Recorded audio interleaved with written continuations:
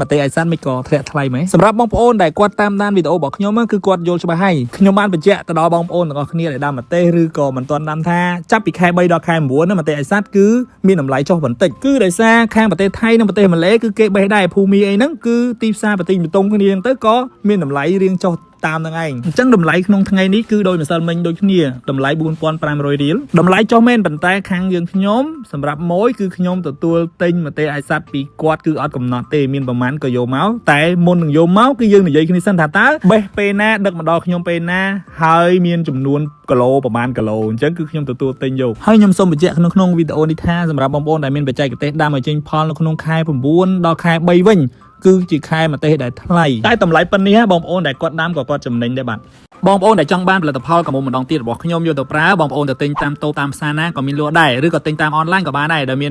ពណ៌កាឈូកលីខ្មៅបែបនេះហើយក៏រ៉ូពណ៌ខ្មៅបែបនេះណាបងប្អូនទៅទិញថ្នាំកុំមកកុំភ្លេចជួយទិញសាប៊ូកក់សក់របស់ខ្ញុំផងសាប៊ូកក់សក់របស់ខ្ញុំទើបតែចេញថ្មីគឺលក់ដាច់មែនទែន brand ជាមួយនឹងផលិតផលកុំម្ដងទៀតមិញហ្នឹងគឺផ្ដោតសំខាន់លើការដោះកូនសក់ថ្មីសាហាវតែម្ដង